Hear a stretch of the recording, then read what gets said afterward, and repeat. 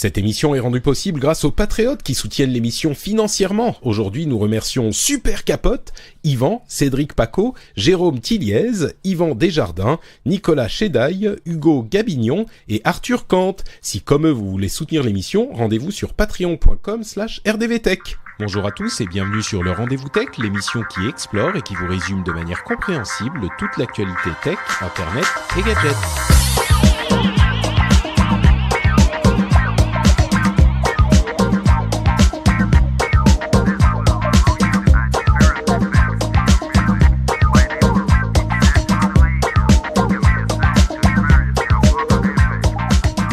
Bonjour à tous et bienvenue sur le Rendez-vous Tech, l'émission qui vous résume toutes les semaines toute l'actualité tech, internet et gadgets.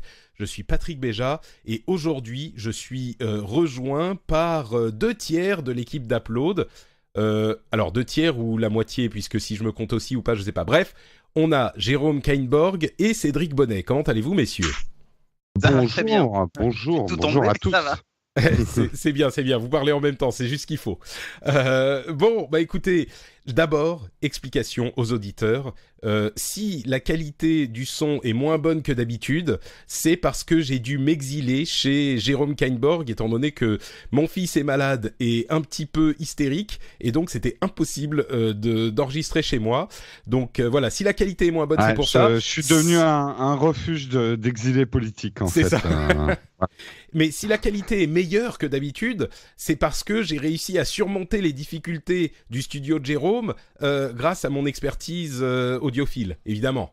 Et que tu utilises un micro Blue Spark, placement produit. D'accord. C'est bien, je prendrai 15% des pourcentages que tu recevras, Jérôme. Eh ben, écoute, tu peux découper un morceau de câble parce que c'est tout ce qu'il y a. D'accord, très bien. Bon, donc merci Jérôme de m'accueillir. Ça va bien ? Eh ben écoute, ça va très bien. Je suis dans la pièce à côté, ça fait un peu bizarre, mais écoute, on avait déjà fait ça, je crois, 1 ou 2 fois. Je t'ai déjà accueilli, je crois, pour des émissions. C'était arrivé, mais Jérôme, nous on a tout fait. On a fait même chez moi, je crois. On a fait dans un hôtel en Russie. Oui, ce que vous avez fait dans un hôtel en Russie. Ah ouais, ça je m'en souviendrai, l'hôtel en Russie. Cédric, oui, pas la peine de faire des suggestions inappropriées, hein ? Comment ça va ? Non, moi j'ai fait aucune suggestion inappropriée, mais non, écoute, ça va très bien. Écoute, très bien. Tu t'es remis de notre ouverture en live de la WWDC d'hier ? Alors, voilà. Vous n'êtes pas endormi pendant le live ? Bah justement, c'est pour ça que je lui demande s'il s'est remis. Si, non, d'accord. Non, pas endormi, un peu énervé, mais pas endormi. Bon, justement, on va en parler. Alors, il y a la WWDC, la conférence pour les développeurs qu'Apple fait tous les ans. Ils ont présenté les mises à jour de leurs 4 systèmes d'exploitation.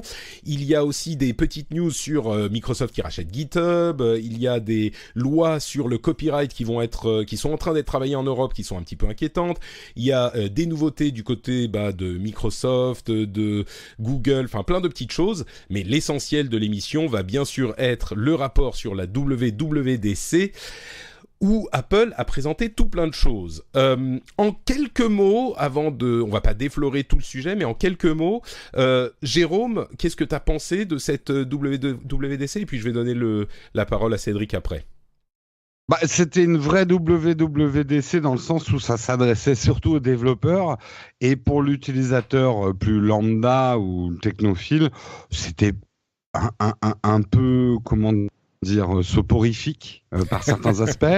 Après, il y a des choses après réflexion qui sont pas inintéressantes, mais enfin, voilà, c'était vraiment de toutes les keynotes, de toutes les présentations Apple, je crois que je suis dans le low five des pires qu'on ait assisté, quoi. Ouais, je me suis quasiment physiquement endormi. Comme moi, je préparais mon after keynote, je l'ai regardé sans vous écouter, messieurs, pour pas être perturbé dans mes jugements. Et il y a un moment, je crois que je me suis endormi, ouais. Oui, bon, c'est vrai que c'était pas la plus excitante. Il y avait quelques trucs intéressants, mais justement, je vais donner donc la parole à Cédric. Toi, tu disais ça t'a énervé plus qu'endormi. Ouais, parce qu'en fait, justement, c'est tout l'inverse de Jérôme. c'est que c'est pas du tout une conférence pour développeurs, puisqu'ils ont fait juste un clip au début, un clip à la fin. Il n'y a pas eu une ligne de code où ils ont parlé vite fait de métal à la fin et vite fait d'ARKit, mais dans les faits, on ne sait pas vraiment ce qu'il y a de nouveau pour les développeurs. Attends, vous avez le dark mode pour faire du code, c'est tout ce qu'il vous faut. Bon. Ouais. Mais non, c'est pas du tout pour moi, c'est pas du tout une conf qui s'adresse aux développeurs comme la Google I.O. ou même la Microsoft Build. Mais d'un autre côté, c'est pas tout à fait ça, parce que là, c'est faire le show pour histoire de motiver un peu les troupes, les devs d'ailleurs, mais motiver les troupes. Et puis ça s'arrête là. Après, honnêtement, c'est dévoiler les nouveautés des OS. Ça, oui, c'est une vraie keynote où on dévoile les nouveautés des OS de maintenant leurs 4 OS. Avec WatchOS, tvOS, macOS et iOS. Et on s'attendait à beaucoup de nouveautés. Alors c'est rigolo parce que aujourd'hui dans la bêta, on découvre plein de choses qui n'ont pas été annoncées hier et qui auraient mérité peut-être plus d'attention, par exemple que les Memoji, qui pour le coup sont ultra grand public et qui à la limite on s'en fout d'en parler pendant 15 minutes et faire la démo sur scène des Memoji, quoi. Enfin, ouais, alors que aujourd'hui on a découvert des trucs très malins d'interface avec les AirPods et tout ça que tu n'as pas, dont ils n'ont même pas évoqué l'existence en fait. Bah, tu pourras nous en parler parce que moi j'ai pas suivi les découvertes de la bêta justement. Tu pourras nous dire les trucs que tu as retenus. Moi en 2 mots pour dire mon ressenti sur cette présentation. Effectivement, c'était on va dire une présentation qui était déjà il y avait pas du tout de matériel. On était prévenus mais il y avait pas du tout de matériel. Souvent ils en profitent pour présenter 1 ou 2 petits trucs. Les mises à jour d'OS. La manière dont je le caractérise, en fait, moi, je pense à tout en termes de analogie avec les films Marvel. Donc, la manière dont je le caractérise, c'est que c'était des mises à jour avec des fonctionnalités intéressantes, mais un petit peu, c'était que des personnages secondaires. C'est-à-dire que c'est comme si on faisait un film avec, je sais pas moi, Scarlet Witch et Vision et le soldat de l'hiver et Hawkeye, voilà. Et il y a pas ni Iron Man ni Captain America, donc c'est pas que c'est pas intéressant. Il a des répliques marrantes de temps en temps, Hawkeye, mais c'est pas pour ça qu'on va voir le film. Donc c'était un petit peu décevant de ce point de vue, mais il y a quand même quelques trucs qui valent la peine d'être évoqués. Et je vous propose d'en parler maintenant. On va faire dans l'ordre, d'abord iOS et puis WatchOS, AppleOS et macOS. Sans doute iOS, celui sur lequel on va passer le plus de temps. Je vais parler rapidement des choses que moi j'ai retenues et puis vous allez me dire ce que vous en pensez. Alors d'abord, cette version d'iOS 12 sera disponible pour tous les appareils sur lesquels était disponible et est disponible iOS 11. Donc on parle souvent d'obsolescence programmée. On dit souvent dans cette émission que c'est un petit peu un fantasme. Ça les arrange d'avoir des appareils qui sont plus aussi utilisables, mais enfin Apple c'est quand même la moins bonne cible pour parler d'obsolescence programmée parmi les. Et donc là, ça sera une optimisation de l'OS qui sera plus rapide sur de nombreux points et qui sera disponible sur tous les appareils. Donc ça va accélérer un petit peu vos appareils qui, du coup, pourront être moins sensiblement ralentis quand il y aura des problèmes de batterie. Voilà. Depuis 2013, les mises à jour. C'est ça. Les appareils sortis en 2013. 5 ans, ouais. Enfin, ça fait 5 ans, pas plus de 5 ans. On a donc parmi les fonctionnalités des choses comme des fonctionnalités pour la réalité augmentée sur laquelle travaille Apple depuis l'année dernière, et il y a des petites choses comme une application pour mesurer les distances qui est pratique. C'est le genre de truc qui est pas révolutionnaire, mais enfin c'est pratique quand. J'en avais parlé dans un feu Upload d'une appli pour mesurer. Oui. Et là, il vient de décéder et de disparaître du store. Il y a les applications, en fait, les expériences partagées, c'est-à-dire qu'on peut regarder les mêmes objets virtuels à travers son téléphone quand on est à plusieurs autour de la scène. Et la plupart des gens disent « Oh, mais à quoi ça sert avec les téléphones, machin ?» C'est vrai qu'avec les téléphones, c'est pas non plus incroyable, mais moi, j'imagine à l'avenir, si dans 2 ou 3 ans, Apple sort un casque de réalité augmentée, là, tout à coup, ça devient intéressant d'avoir des scènes qu'on peut voir, même si on est différentes personnes et qui sont synchronisées à travers les différentes personnes qui ont leur casque sur la tête. Donc ça, je pense que c'est relativement intéressant. Des améliorations sur photo, dont on va passer. C'est beaucoup de choses similaires à ce qu'avait présenté Google pour leurs applications photo. Siri, ils font des shortcuts, c'est-à-dire des raccourcis qu'on peut composer soi-même pour déclencher une ou une série de fonctionnalités d'une app. Et ça, on peut les construire soi-même. Ouais, c'est Workflow en fait qu'ils ont racheté. Voilà, qu'ils avaient racheté. Ouais. Des améliorations pour les apps existantes, plus d'apps tierces des apps tierces sur CarPlay, ça c'est pas mal. Des fonctionnalités de entre guillemets digital health. C'est pas mal. C'est un peu essentiel parce que Apple Plan en France, c'est qu'elle reste toujours catastrophique, quoi. C'est sûr. Mais vous allez me dire ce que vous avez retenu de tout ça. Je vais juste faire la liste rapide. Donc, des fonctionnalités de Digital Health, en fait, exactement comme l'avait annoncé Google. Donc, une sorte de dashboard pour avoir toutes les informations, les statistiques sur votre utilisation du téléphone, le temps que vous avez utilisé une app, le nombre de notifications que vous avez eues, etc., etc. On peut contrôler ça pour les enfants avec un compte famille. Donc, ça fait une sorte de contrôle parentaux, on peut mettre des limites sur les apps. Il y a la langue sur les Animoji, alors ça c'est incroyable, c'est la révolution. Et les Mimoji qui sont un petit peu les Bitmoji, comment ils avaient appelé ça Samsung des Animoji en fait qui sont faits à partir les avatars de la Xbox. Voilà. Qui sont composés avec pas mal de personnalisation. Donc on peut faire des visages et on aura des gens qui vont faire leur visage et des gens qui vont faire les visages de personnes connues et qui vont faire des messages intéressants de cette manière. Et surtout groupe FaceTime, donc FaceTime à plusieurs, jusqu'à une trentaine de personnes en audio et un petit peu moins en vidéo bien sûr. Et on peut inclure les effets genre Animoji, Mimoji dans FaceTime désormais. Quand on utilise l'application message qui peut être convertie en FaceTime, genre on est en train de faire un message à plusieurs et puis on appuie sur le bouton FaceTime si vos amis utilisent un iPhone ou un appareil Apple bien sûr, et là ça lance la conversation à plusieurs. Il y a d'autres petites choses peut-être justement que tu pourras nous en parler Cédric, mais sur ces éléments-ci, qu'est-ce que vous avez retenu ? Qu'est-ce qui vous paraît intéressant, surprenant, utile ? Jérôme, tiens, commence, et puis après Cédric. Ouais. Bah écoute, on va dire... Non, vas-y, continue à parler, parce que ça sature quand tu recommences à parler après n'avoir rien dit pendant un moment. D'accord, ok. Donc, il faut que tu parles tout le temps, en fait, t'arrêtes jamais. Il faut que je parle tout le temps, en fait. Non, mais il crie parce qu'il sait que t'es dans la pièce d'à côté, et du coup, il pense que tu vas l'entendre. Tu sais, on fait quand même un podcast avec des pots de yaourt et des ficelles, donc voilà. Écoute, sur iOS, t'as tout énuméré. Je vais essayer d'en extraire des choses plus générales que j'ai pensées.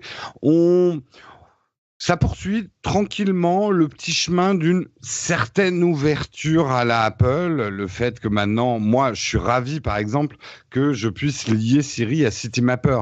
À Paris, j'utilise ni Google Maps ni Apple Plan. J'utilise Citymapper, qui est 1000 fois mieux que ces deux apps réunies. Et de pouvoir l'invoquer directement dans Siri. J'aime beaucoup cette idée de pouvoir faire des recettes que je pourrais appeler. Ça va me donner une vraie utilité. Il y a typiquement 3-4 recettes que j'ai déjà en tête, que je mettrais bien en place, que je peux déclencher avec la watch ou une commande vocale. Donc, pour expliquer aux gens comment ça marche, on fait une recette qui va dire lance telle app, fais telle fonction dans telle app, fais tel truc, et on lui donne un nom, et ensuite il suffit de dire ce nom pour la lancer. Genre, je sais pas, on appelle une recette Glooby Boulga, tu dis hey Siri ou dis Siri, pardon, faut pas dire les mots. Donc machin, Glooby Boulga, et ça lance la recette que tu as fait. Donc c'est vrai que ça peut être pratique. Ouais. Un truc tout bête, hein, mais avec Citymapper, moi, la fonction que j'utilise tout le temps, c'est comment je rentre chez moi. Parce que je sais pas où j'habite, hein, c'est normal, c'est l'âge, ça. Non, mais ce que je veux dire, c'est que ça va où que je sois, dans Paris ou en banlieue, il va me trouver le meilleur moyen de rentrer chez moi. Et comme il sait que je fais la plupart des choses à pied, je peux le lier à ma playlist que j'aime bien mettre quand je marche. Enfin voilà, on peut faire des recettes comme Workflow assez sophistiquées, mais ça m'a l'air quand même plus simple que Workflow. Ils ont pris, on va dire, la puissance de Workflow, mais ça a l'air plus orienté objet, un petit peu moins appleisé, voilà. Donc ça m'intéresse beaucoup. Écoute, le reste, je pense que les Mimoji, à mon avis, hein, c'est vraiment mon pronostic, je pense que ça va nous amuser à peu près 5 minutes de plus que les Animoji nous ont amusés. Voilà. Donc 10 minutes, quoi. 10 minutes. Non, moi, ce que je regrette, c'est qu'on puisse pas les mettre dans caméra en fonction réalité augmentée. Là, ça aurait pu être rigolo, parce qu'on pourrait presque imaginer, des émissions où on se met notre tête. Le seul truc qu'on peut dire, c'est que de tous les personnages censés nous représenter en avatar, j'ai trouvé qu'en termes de design, c'est les moins creepy que j'ai vus. Ils sont mignons, ouais. Ils sont mignons, sans être complètement gamins non plus. Non, mais sérieusement, vous allez les utiliser 10 minutes et ça va s'arrêter. C'est ça que je dis. Mais bien sûr, vous savez, va pas les utiliser. C'est le genre de... Vous vous souvenez quand les Animojis sont sortis, c'est vrai que c'est des trucs qui sont assez inintéressants, mais la pub que ça a fait à Apple, tout le monde faisait des Animojis, les partageait, les machins, donc il y a quand même un impact. Hein, mais d'accord, donc... Enfin, honnêtement, moi, j'ai dû en faire 2.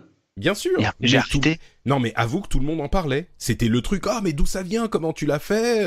C'est Pixar qui a aidé Apple. Non, Et c'est à la fois de la démo technique et, comme tu dis, un coup marketing. C'est pas vraiment fait pour qu'on les utilise, quoi. Encore que, si on peut les utiliser avec d'autres applications, c'est les Bitmoji, les trucs, les stickers, tout ça, ça marche super bien avec les jeunes, d'après ce que j'entends, sur Snapchat et sur Instagram. Donc, peut-être.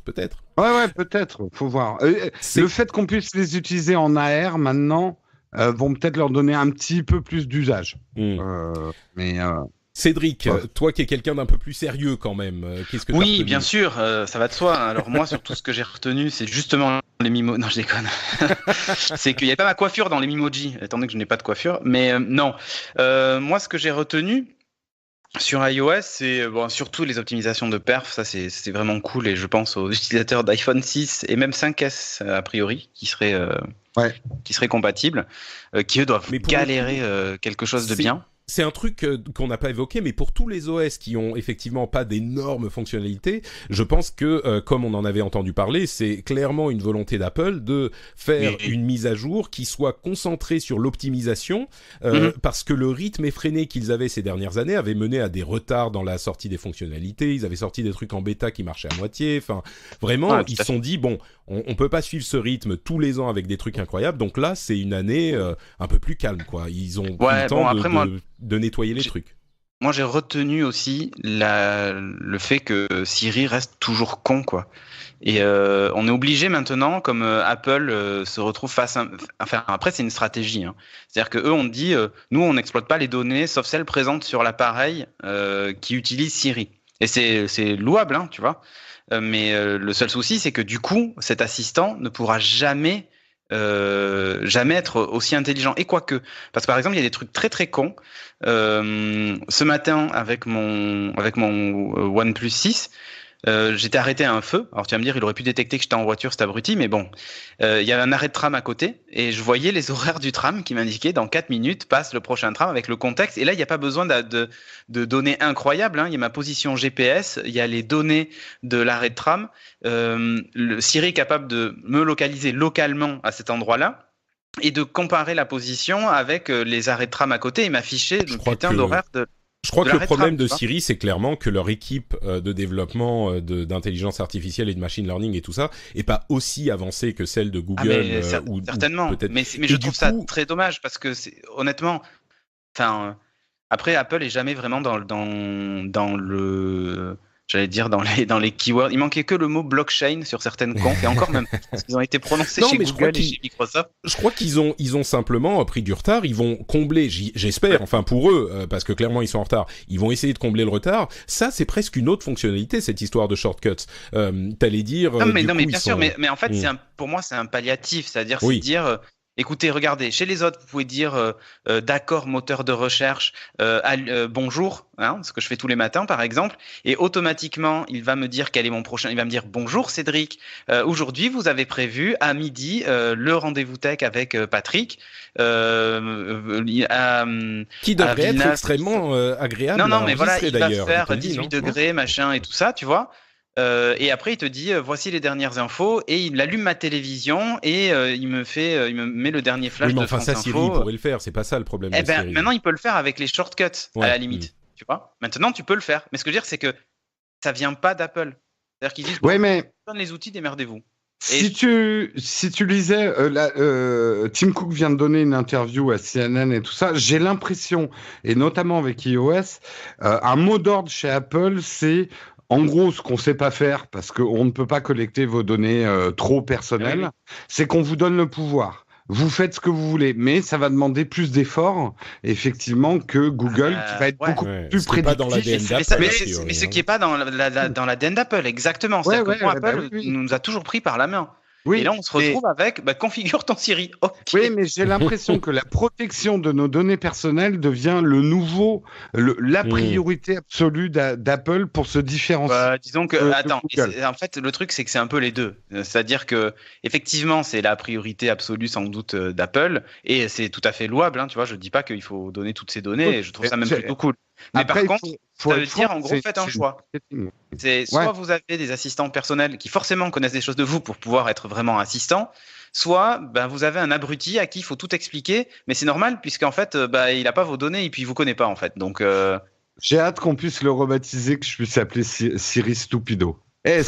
Non, alors par contre, ils ont dévoilé un truc, mais c'est sur WatchOS, on en parlera après. Mais bon, bref, c'est moi ça a été ma plus grosse déception quand Microsoft met à fond le paquet sur le machine learning, sur l'IA et tout ça. Quand Google fait exactement la même chose, même Facebook fait ça. Ouais, mais sa modération, je me suis dit quand même, si Apple suit pas cette tendance avec Siri, surtout que honnêtement, ils ont tellement rebattu les oreilles de Siri quand ils l'ont lancé, rappelez-vous. Non, mais bien sûr, mais bon, c'était il y a 25 ans, on va pas. Ouais, mais Apple ne peut pas se contredire. T'es d'accord quand même, vous êtes d'accord avec moi que l'intelligence artificielle, le machine learning, ça repose sur notre data.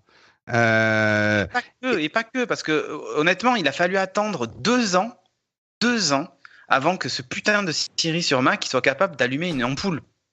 Enfin, je veux dire, l'Apple TV le faisait 1 an avant et l'iPhone et même ton Apple Watch le faisaient 1 an avant. C'est très con, c'est des commandes qui sont très cons. Moi, de toute façon, je l'utilise pas, hein, Siri. Hein. Elle est trop bête, quoi.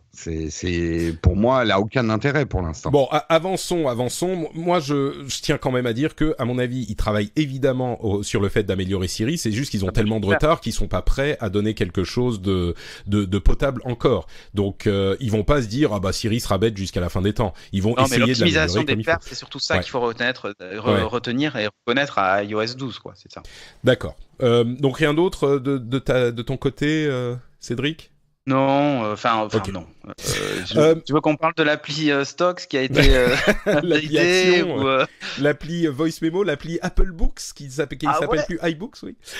Non, moi je pense que l'histoire de la réalité augmentée c'est hyper intéressant, mais pour l'avenir, si jamais un jour Apple sort un matériel dédié, là on est vraiment encore dans la situation où la technologie est intéressante, mais enfin elle se cherche complètement un usage et c'est intéressant de voir que Apple prend cette stratégie de développer le logiciel avant de sortir le matériel, parce que tout ce qu'on a vu dans le domaine de la réalité augmentée et de la réalité virtuelle, on se rend compte aujourd'hui que c'était un petit peu mettre la charrue avant les bœufs, et que le matériel est sorti avant que le logiciel soit disponible. Alors évidemment, c'était un problème insoluble, mais Apple a une possibilité de résoudre le problème, puisqu'ils ont déjà cette plateforme qui est déjà installée. Maintenant, est-ce que à terme, ça va avoir vraiment un usage de la réalité augmentée ? Moi, je me dis, ça va être un usage comme l'Apple Watch. Il y a des usages qui vont être possibles, mais ça va pas non plus être... Enfin bon, ça on verra, on peut pas savoir.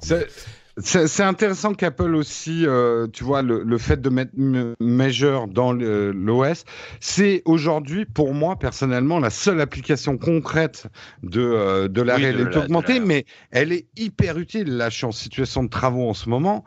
Putain, je l'ai utilisé, alors l'application MeasureKit, parce que j'avais pas encore Measure, mais ça te rend des services énormes. Là, c'est un truc, tu te dis, je n'avais pas cette technologie avant et elle m'améliore aujourd'hui. Donc, c'est un vrai bénéfice. Bête, mais c'est vrai que... C'est un vrai bénéfice utilisateur de la réalité augmentée. Et c'est pas de shooter des zombies sur ma table à café qui a un vrai bénéfice utilisateur de la réalité augmentée, quoi. Non, clairement. Après, parmi les nouveautés, il y a pas mal de choses sur les nouveaux widgets du Control Center là, qui ont un peu changé. Par exemple, ne pas déranger, que tu peux activer temporairement pour quelques heures et ce genre de trucs. Donc, oui, que tu peux activer jusqu'à ce que tu partes de l'endroit où tu es, par exemple, qui peut être pas mal quand tu es dans un endroit où tu dois. Ouais, il y a plein de petits trucs. Encore une fois, c'est OK, quoi.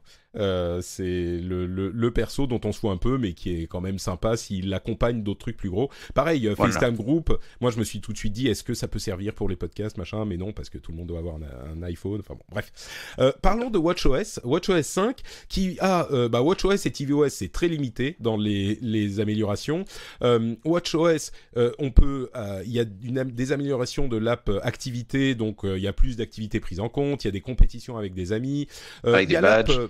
il y a plus de badges, ouais. Il y a l'app Talkie-Walkie qui est sympa. Ça veut dire que on peut envoyer des messages. Genre, on lève le pouce, on envoie le pouce. On lève le poignet, on envoie le message. L'autre le reçoit en parler, quoi. Et puis il répond comme ça, sans avoir besoin de appuyer sur enregistrer, envoyer le message, machin.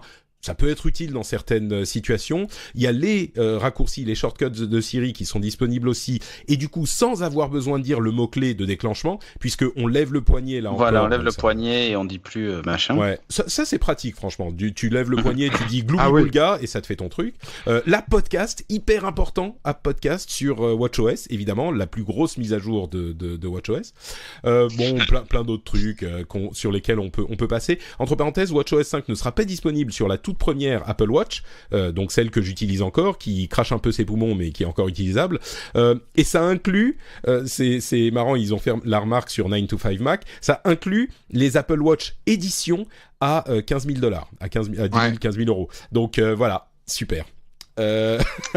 Bon, des remarques sur WatchOS 5 ? Voilà. Ça suit son petit bonhomme de chemin. C'est tout con, mais de toute façon, Apple Watch, c'est des petits changements subtils qui la rendent plus ou moins utile. Moi, de plus en plus. Et j'avoue que j'ai une chanson avoir qui me vient tout à coup. Des petits changements utiles, subtils, qui la rendent plus ou moins utile. C'est un petit accessoire dont on a du mal à se passer au bout d'un moment. C'est ça. Et encore, tu continues les paroles de la chanson, c'est super. Okay. Exactement. Oui. Et d'avoir mes petites recettes sur mon poignet, genre je veux rentrer chez moi, donne-moi. C'est tout con, mais ça va m'être utile. Ah mais moi je suis perdu, je suis tout le temps perdu. Mais ça, là pour le coup, ça va être utile. Ce que j'avais peur, c'est qu'Apple nous refasse un espèce de grand show. Développeurs, mettez-nous des vidéos sur l'Apple Watch. Ça y est, c'est bon, on a compris que l'Apple Watch n'était pas fait pour faire des applis, des jeux vidéo ou des conneries comme ça, quoi. L'Apple Watch, elle est là pour donner l'heure d'une manière intelligente et quelques petites fonctions de compagnon de ton iPhone. Mais ouais, d'ailleurs, en fait, ce qu'ils ont surtout montré, c'est les notifications enrichies des apps. Par exemple, je vais au Starbucks et je paye mon Starbucks, j'ai une notif sur la montre et je clique sur Pay, ça paye avec Apple Pay ou ce genre de truc. Ouais, il y a le WebKit, enfin la possibilité d'afficher des pages web aussi un petit peu mieux que exactement. C'est pas mal. Pouvoir surfer sur Internet, c'est génial. Non, mais quand tu as des notifications, justement, tu as des non, mais je sais, les notifications enrichies, machin et tout ça. Ça, c'est plutôt cool. Au-delà de ça, c'est plutôt. Mais ouais. Oui, pour moi, l'Apple Watch, comme encore aujourd'hui, c'est... Il y a la carte d'étudiant, je crois, sur l'étudiant américain sur Apple Watch, quoi. Oui, sur le wallet.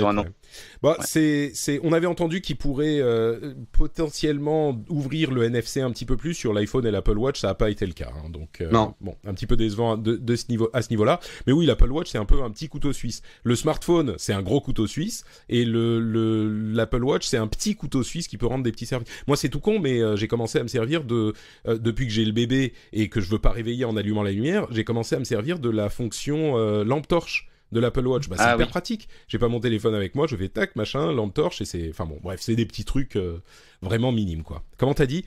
Des petits trucs subtils qui sont parfois ils te changent la vie. Ok. Ouais, c'est bon. Apple TV. Il pleut assez, les gars. Je sais pas ce qui vous prend, là. Donc... Il y a peut-être un truc, Patrick, je ne sais pas si on n'est pas allé un peu vite sur iOS. Est-ce qu'on a parlé des 3 fonctions qui vont te permettre de mieux gérer ton temps sur iOS ? Je les ai évoqués, mais ça n'avait pas l'air de vous plaire, donc... Ah, tu l'as évoqué, bon, c'est bon. Oui, moi, je trouve ça très bien. Je trouve ça très bien. Ah bon ? Ah ouais, moi, je trouve ça très bien. Ne serait-ce que pour avoir l'info de ce qui te bouffe du temps, en fait. Pour pouvoir évaluer, mais ça va te faire quoi ? Tu vas dire, je passe trop de temps sur Instagram. Bon, ok. Oui, mais... Alors moi personnellement, il y a une fonction, le Do Not Disturb, un vrai Do Not Disturb. Je parle pas d'un mode avion ou un mode nuit ou machin. Déjà un Do Not Disturb. Oui, mais là, t'empêcher les notifications même qui apparaissent sur ton écran d'accueil, non? Oui, il y a un mode Ouais. effectivement qui ne t'affiche même pas les notifications sur l'écran d'accueil. Donc quand tu regardes ton téléphone, t'es pas distrait et t'as pas envie de voir ce que c'était. Ouais. C'est vrai. Moi, ça m'est très utile en fait d'avoir un mode comme ça, un vrai Do Not Disturb. Parce que jusqu'ici, je me mettais en mode avion, moi. Ouais, je comprends. Mm.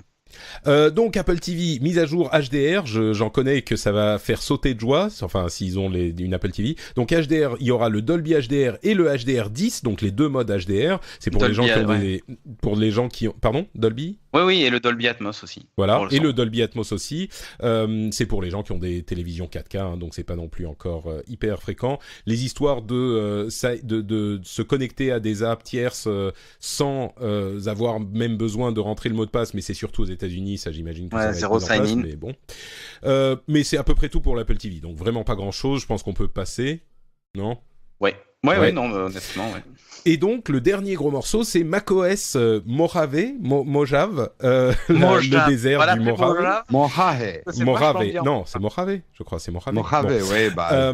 Donc, les nouveautés de macOS, la nouvelle version, un dark mode qui était très attendu par les développeurs. C'est le genre de truc qui fait genre vraiment on roule les yeux quand on entend ça, mais les développeurs sont vraiment hyper contents. Des wallpapers, des fonds d'écran dynamiques qui changent en fonction de l'heure ou etc. C'est mignon.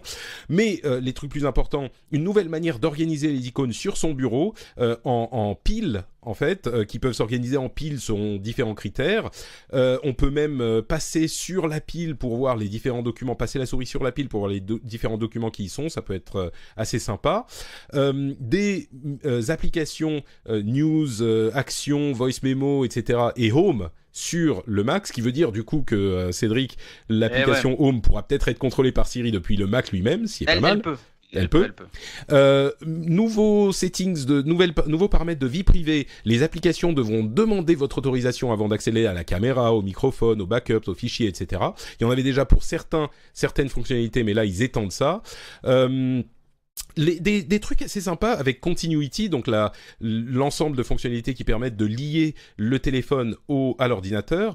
On peut par exemple, depuis l'ordinateur, dire je veux prendre une photo de mon téléphone. Et donc ça active l'appareil photo sur le téléphone, on prend la photo et elle apparaît directement dans le document dans lequel on voulait la mettre sur l'ordinateur. Ça c'est franchement assez sympa je trouve. Quoi d'autre j'ai oublié ce que je voulais dire. Ah oui, Safari va encore plus masquer vos données. Il y a une fonctionnalité qui s'appelle le fingerprinting. Le fingerprinting, c'est quand un site va collecter toutes les données possibles sur votre ordinateur et va déterminer une sorte d'empreinte digitale numérique. Les sites sont tous en dark mode, on le sait. Hein. et donc, en fait, la manière dont ça marche, c'est qu'il va voir le modèle du processeur que vous avez, le modèle spécifique de l'OS que vous avez, les polices de caractères qui sont installées sur votre ordinateur, tous ces détails, et du coup, ça finit par devenir assez précis. Et donc, ils peuvent vous suivre de cette manière. Et ben, Apple, là, va livrer, pour ces informations, des trucs très génériques. Et donc, les sites ne pourront plus vous suivre de cette manière. Ils vont étendre le Intelligent Tracking Prevention, donc la prévention de tracking au bouton des réseaux sociaux, le bouton like, le bouton Google+, le bouton Twitter, etc., qui sont hyper pratiques pour ces réseaux pour vous suivre. Donc là encore, une sorte de surenchère dans la protection des données privées. C'est aussi inclus dans iOS 12. Redesign de l'App Store, bon, ok, c'est intéressant, mais c'est accessoire. Des améliorations sur Metal, le framework graphique et Machine Learning MLKit avec des trucs, c'est pas le plus intéressant, mais surtout ils vont amener des outils de développement pour permettre de développer, d'adapter ou de porter des apps iOS sur macOS très facilement. C'est en fait une portion de UIKit qui est la version iOS qui est incluse dans macOS, ce qui veut dire en pratique qu'ils ont bien insisté sur le fait qu'ils n'allaient pas merger iOS et macOS. Ça, ils ont été très clairs et je pense que c'est logique, on en a déjà parlé, mais ça sera beaucoup plus simple pour des développeurs de prendre une app iOS et de l'amener sur macOS en l'adaptant bien sûr aux fonctionnalités du Mac, c'est-à-dire la souris, le trackpad, le clavier, etc. Et c'est comme ça d'ailleurs qu'ils ont inclus les apps news, actions, voice memo qui viennent d'iOS. Donc cette année, c'est uniquement pour Apple. À partir de l'année prochaine, en 2019, ça sera disponible à tous les développeurs. Voilà pour macOS Mojave. Là encore, rien d'incroyablement révolutionnaire. Peut-être cette histoire de facilité de portage d'app iOS aura le plus d'impact. Mais à part ça, des choses qui vous ont intrigué, intéressé, plu. Encore une fois, Jérôme, je te donne la parole en premier parce que tu as la gentillesse de m'accueillir. Écoute, le dark mode, moi je suis content parce que je pense que je vais basculer en dark mode, parce que ça me plaît, et que j'ai l'habitude déjà avec Final Cut Pro d'être en fond noir, et c'est vrai que pour moi c'est plus reposant. Je sais qu'il y a des gens qui aiment pas, mais pour moi c'est plus reposant. Après pour le reste, ça confirme effectivement on va dire le tournant, enfin pas le tournant, mais le renforcement chez Apple de protection des données. Ils veulent vraiment devenir le chevalier blanc de la défense de nos données personnelles, et c'est assez actif quand même. Safari risque d'être quand même bien protégé contre le tracking et tout ça. Ils vont nous péter Internet avec ça, mais bon, ça c'est un autre problème. Je reviens sur cette histoire d'application sur le Mac. Tu veux dire de portage d'application iOS sur le Mac, c'est ça? Ouais. Ouais. Ils ont dit non. Ils ont dit non, mais un peu oui quand même, mais non, mais oui. En gros, est-ce que, en fait, leur problème, c'est que ils font pas de Mac avec des écrans tactiles, et je pense pas qu'ils en feront. J'ai beau y réfléchir, je le vois pas arriver le Mac avec un écran tactile. Et tout non, le problème, c'est ce qu'ils ont dit. Ils vont pas merger les deux plateformes. Et moi j'y crois, mais toi, après, tu trouves que c'est quand même, c'est pas une bonne chose cette histoire de portage facile? Si, après, en termes d'utilisateurs, moi, je suis content parce que surtout, ce qui m'énerve, c'est de devoir payer parfois 2 fois des apps. J'ai des apps qui me sont indispensables sur iPad et que j'utilise toute la journée. Et pour avoir leur version Mac, je suis souvent obligé de repayer. Donc, j'espère juste qu'on aura une version universelle. Tu vas continuer à repayer, hein. Ouais, je sais, ouais. Mais bon, tu sais, je vis d'illusions et d'eau fraîche. Moi, je suis youtubeur. J'aimerais bien une version universelle des apps, et j'ai quelques apps en tête. Je serais ravi de les avoir sur mon Mac. Juste pour préciser, excuse-moi, pour qu'il n'y ait pas de confusion, c'est pas forcément pour faire des versions universelles des apps. C'est pour faire en sorte que les apps iOS ou iPhone ou iPad soient faciles à transposer sur le Mac. Donc c'est le développeur qui va prendre son code de l'app qui existe sur iOS et il va l'adapter au Mac, et il peut la ressortir comme il veut. Il peut la mettre, enfin, il va la mettre sur le Mac App Store a priori, mais il peut la faire repayer, il peut la modifier, il peut, tu vois, c'est pas forcément comme une app iOS. C'est là que je trouve qu'Apple se complique la vie. Il nous rendrait les écrans de MacBook Pro tactiles. La conversion serait très simple. Le problème, c'est que... Mais non, Jérôme, pas toi. Si, moi... Tu fais l'erreur qu'a fait Microsoft. Eh ben non, c'est pas une erreur. J'utilise une Surface Pro en ce moment et c'est très pratique pour ça. Il y a notamment, il y a certaines apps, t'as pas besoin de garder le bras levé pour ton écran et tout. Mais certaines apps seraient en espèce de compagnon sur ton MacBook Pro. C'est ça que je voulais dire. Ça serait tellement plus facile à convertir parce qu'aujourd'hui, une app qui est conçue pour du touch, la convertir pour le trackpad, en termes d'expérience utilisateur, c'est ça qui est compliqué. Justement, c'est ce qu'ils ont annoncé hier. Ils ont annoncé hier que UIKit allait être disponible en même temps que AppKit pour le développement d'applis mobiles, avec gestion du trackpad, du copier-coller, de la sélection du texte et tout ça. En gros, quand tu prends ton appli, que tu l'ouvres dans Xcode, tu vas lui dire c'est une appli mon appli iOS, je veux la faire maintenant pour le Mac entre guillemets. J'aimerais qu'elle fonctionne avec le même type d'interface. Et en fait, en gros, tu vas réussir à avoir une interface approchant et des interactions approchantes. Alors c'est sûr que la gestion du trackpad sur une app à la Tinder où tu vas à gauche, ce que je voulais dire, Cédric, c'est justement ça. Quand tu conçois une app en expérience utilisateur pour du touch, bien sûr que techniquement tu peux la convertir pour qu'elle marche avec un trackpad, mais tu l'as pas pensé pour qu'elle marche avec un trackpad. Ouais, mais justement c'est là que oui, mais il suffirait de rendre leur écran un petit peu tactile. Ça serait beaucoup plus simple. Moi, je pense que le problème de rendre un écran tactile... Je peux juste ajouter un truc. Ouais, vas-y. Est-ce que tu peux éviter de toucher la souris qu'il y a sur mon bureau parce qu'elle est liée à mon ordinateur et là, j'ai le curseur fantôme qui bouge. Bravo. Bravo. Tu vois, ma souris. Là, justement, on est en train de parler de D'accord. continuity. C'est pas mal, c'est pas mal. Bon, d'accord, ok. Donc, il faut pas que je fasse ça, en fait, c'est ça? Oh, voilà, là t'as pris le contrôle de mon ordinateur. D'accord. Je vais cliquer partout.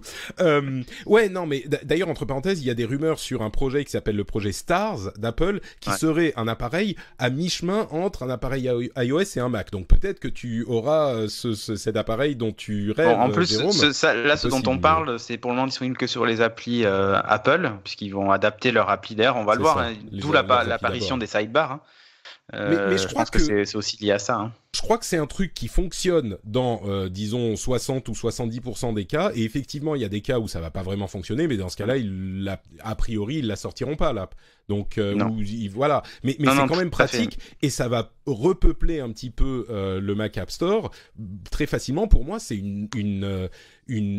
comment dire, une politique très intelligente de la part d'Apple, justement, parce que l'écosystème d'iOS est tellement florissant que pourquoi ne pas utiliser cette force qu'ils ont pour en faire bénéficier le Mac aussi, si effectivement les interfaces fonctionnent sur Mac, il n'y a pas de raison de s'en priver. Et je pense que dans la plupart des cas, ça peut fonctionner. Cédric, toi, qu'est-ce que tu as Voilà. pensé de tout ça? Bah écoute, j'ai trouvé que un peu j'ai réussi à deviner tous les trucs, hein, les fonds animés. Ah oui, c'était une sorte de Nostradamus en direct, Ah ouais, Cédric, Nostradamus du hier. truc. Mais non, bah je trouve que voilà, c'est une édition encore une fois qui est j'allais dire une petite mise à jour, mais oui, c'est une petite mise à jour. Il y a quelques nouveautés de fond. C'est la dernière version de l'OS par contre qui va supporter les applis en 32 bits, donc vous avez même moi le développeur pour passer aux 64 bits. Ensuite, le prochain, ça sera terminé. Ça veut quand même dire qu'il y a des choses qui vont disparaître, QuickTime et ce genre de trucs. Donc voilà, entre guillemets des vieilles apps. D'un autre côté, QuickTime n'a plus trop d'intérêt avec Aujourd'hui, ouais. maintenant le Quick Look qui est capable de faire ce que faisait QuickTime en gros. Oui, d'ailleurs, et puis, le pour Quick Look l'enregistrement qui a de été mémos vocaux. qui a Oui, été oui. amélioré aussi. C'est très très pratique Quick Look, hein, c'est l'une des meilleures Non, fonctionnalités voilà, de le iOS. Finder a été revu aussi, avec beaucoup plus de détails, par exemple, sur les photos, avec les exifs et tout ça, les aperçus de documents et tout ça. Bref, ça va dans le bon sens. Après, de Et notre justement, côté, les trucs... macOS Pardon, est déjà vas-y, ouais. très bon. Sincèrement, macOS est très bon, que ce soit en termes de raccourcis, il y a plein de trucs malins qu'il n'y a même pas encore sous Windows. Et là, bah, pour une fois, je dois reconnaître ça, tu vois, par rapport à iOS qui, moi, je trouve cette année va prendre du coup un peu de retard. Je trouve que par contre, macOS prend un peu d'avance sur le reste. Et encore une fois, je trouve qu'ils vont plutôt dans le bon sens avec Mojave et avec ce qu'ils ont annoncé. Donc voilà, dans D'accord, l'ensemble, plutôt moi, satisfait. je suis plutôt satisfait de macOS. Ouais. Alors, quelles sont les fonctionnalités en plus que tu as vues dans la bêta qui vient d'être rendue disponible, dont tu pourrais nous parler? Enfin, En fait, pas forcément de macOS, mais je sais pas de quel ouais, OS de tu manière parlais. générale, non, bah, enfin, il y a les nouveaux widgets d'AirPods sur iOS. Sur macOS, il y a un truc dont ils n'ont pas parlé qui est Mais attends, purement ça fait quoi j'adore mes AirPods, ça fait quoi le nouveau widget d'AirPods? alors, je t'avoue que je d'accord. l'ai vu vite Ok, fait. bon. Il y a un Mais, widget AirPod, ok, d'accord. voilà, un Quoi widget d'autre? AirPods. Il y a sur macOS par exemple, il y a les couleurs d'accentuation. C'est un truc un peu hérité de Windows, tu sais. Quand tu es par exemple dans le dark mode ou même dans le modèle blanc, tu peux décider d'avoir, je sais pas moi, des bords de fenêtre bleu, rouge ou j'en sais rien.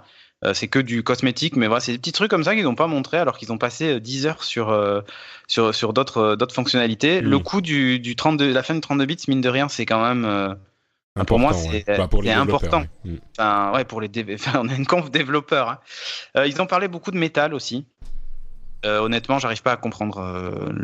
J'arrive pas à Ouais, là voir encore, où c'est est-ce qu'ils peut-être vont un peu avec ça. pour les développeurs, mais oui, le problème, c'est que Metal n'étant que sur les appareils iOS, enfin bon, bref. Ouais, et il faut au moins un Mac de Enfin, 2012 iOS et Mac, pardon. pour faire tourner Mojave. Sinon, c'est la fin. Voilà. Et le nouveau Mac App Store quand même. Ils sont passés un peu vite, je trouve, dessus, mais voilà, le nouveau Mac App Store qui est plutôt bien fait. Il y a quand même quelque chose à noter, c'est que Office 365 va finir dans le Mac App Store.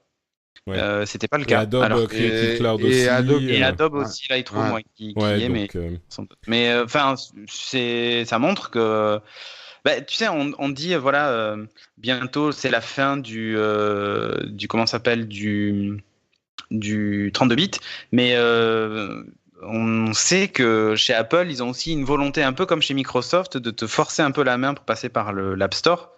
et plus d'installer d'app tierces. C'est devenu un peu la galère, je sais pas si vous avez vu, hein. Enfin, pour l'utilisateur lambda, les messages font assez peur. Quand tu installes un fichier une appli depuis un point DMG ou un truc comme ça, où en gros on dit désolé, mais vous ne pouvez pas installer cette application. Genre, êtes-vous sûr de vouloir l'installer? Ouais, non, mais après il faut quand même aller dans les préférences système, taper ton mot de passe, cliquer si autoriser l'application depuis si c'est un développeur non certifié, effectivement. Ouais, c'est ça. Et du coup, c'est. Ouais. Voilà. Mais ça, c'est après, pas nouveau. C'est au profit de la sécurité, hein. C'est ce qu'il dit. C'est vrai, mais voilà. Donc c'est. Je pense que le prochain update, par contre, de l'OS risque ils vont peut-être avoir le courage de faire des choses beaucoup plus tranchées qui iront. Enfin, on va sans doute râler, évidemment, comme d'hab. Mais peut-être qu'on se rendra compte qu'ils ont raison à la fin, j'en sais rien. Ouais, non, moi j'y crois pas. Là, c'est encore une fois, c'est update de transition. Voilà. D'accord.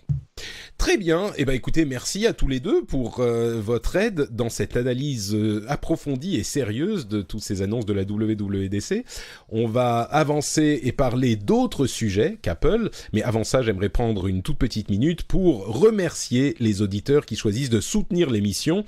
Je vais commencer tout de suite en remerciant spécifiquement Pierre Damien, Garlanda, Stéphane T, Tan Visotan, Pascal Simoens, Hervé et Arénor. Merci à vous tous et à tous ceux qui vont sur patreon.com/rdvtech. C'est le moyen pour soutenir l'émission, c'est pour la soutenir financièrement et c'est, selon le terme consacré, le meilleur business model du monde puisque ne payent que ceux qui veulent payer. Et ils ne payent que que le montant qu'ils choisissent pour le temps qu'ils choisissent. Vous pouvez choisir de soutenir 2, 3, 4 épisodes par mois si vous voulez. Vous pouvez soutenir vous arrêtez quand vous voulez. Vous choisissez le montant que vous donnez par épisode. Tous les choix sont dans vos mains et si vous ne voulez pas soutenir l'émission financièrement, vous pouvez quand même l'écouter. C'est merveilleux, c'est l'internet arc-en-ciel où tout le monde est heureux et les gens vivent en communauté bienveillante. En tout cas, Patreon permet justement ce modèle et l'émission n'existerait pas ou n'existerait plus sans ce modèle puisque c'est grâce à ça que je peux m'y consacrer à temps plein. Donc si vous appréciez l'émission, si vous pensez qu'elle est sympa, c'est le début du mois, donc c'est le moment de prendre des bonnes résolutions, je sais pas, oui peut-être.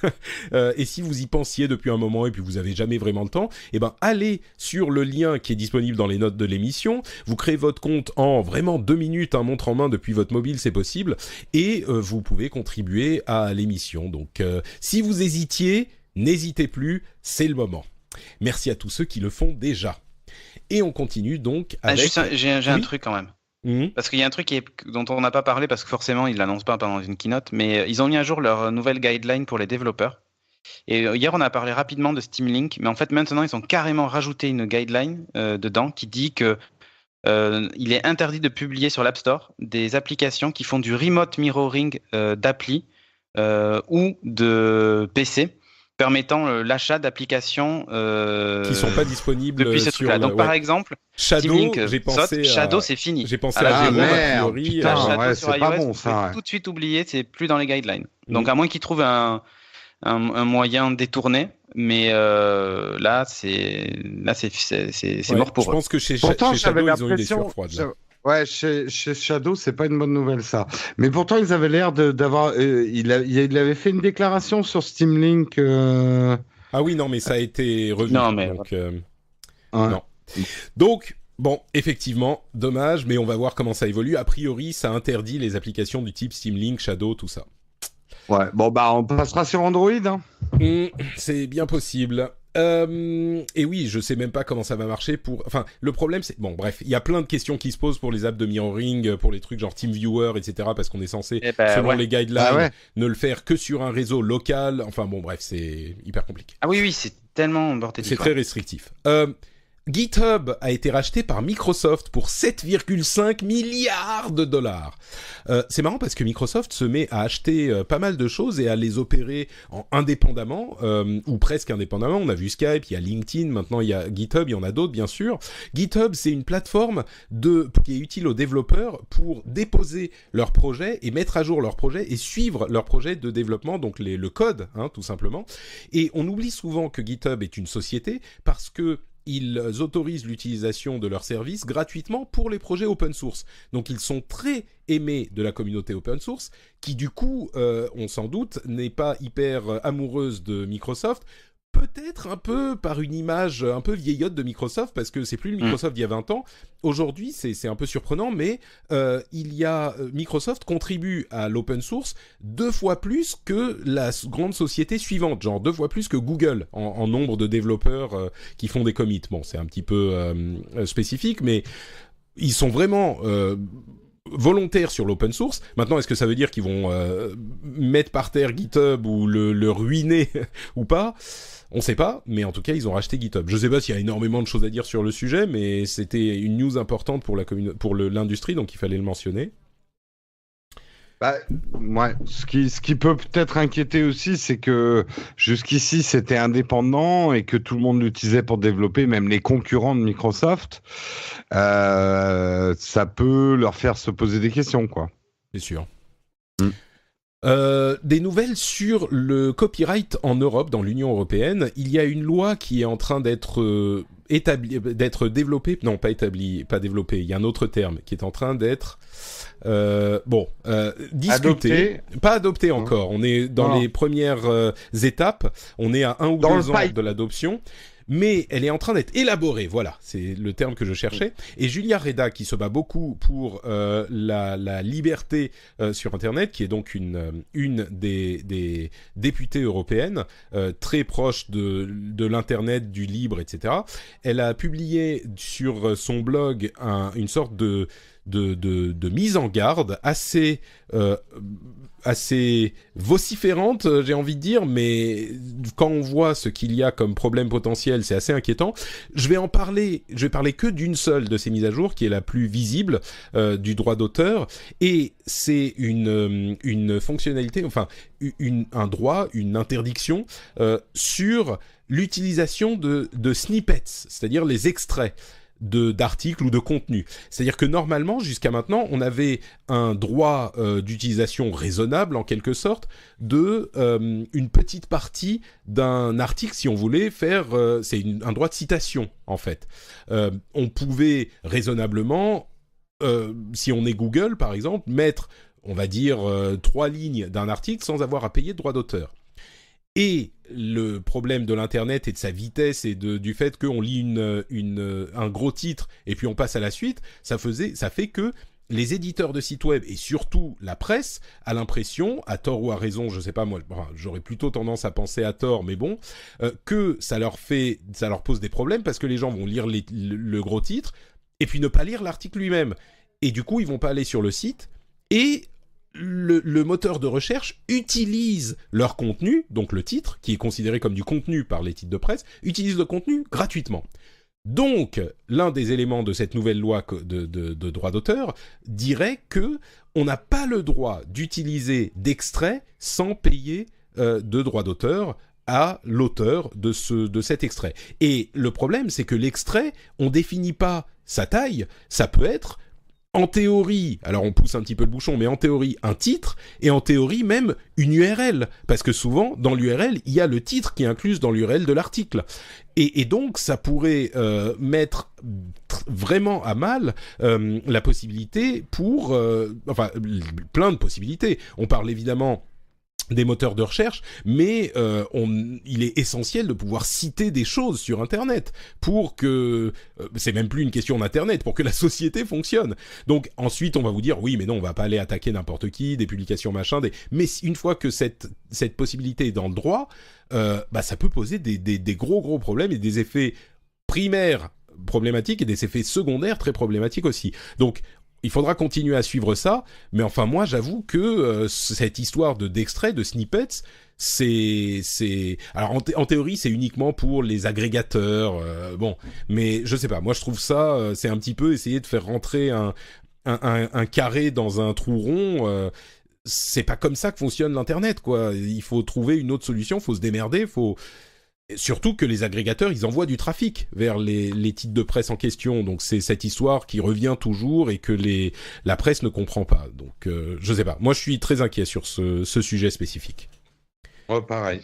Ouais. Ouais. Là, enfin, je pense qu'il y a un consensus, mis à part de ceux qui travaillent sur ce projet de loi, qui, je pense, n'ont pas compris le fond du problème, Alors si mais on bon, veut se faire voilà. l'avocat du diable, on se dit la presse est exsangue et n'arrive pas à trouver de moyens de monétiser son contenu correctement et donc est esclave de la pub, etc. Mais bon, j'avoue que Mais même ça, en ce disant genre de truc, ça, ce genre de truc, comme tu dis, ça peut l'achever sur le long terme. hmm. C'est des solutions court-termistes prises dans la panique et dans la peur.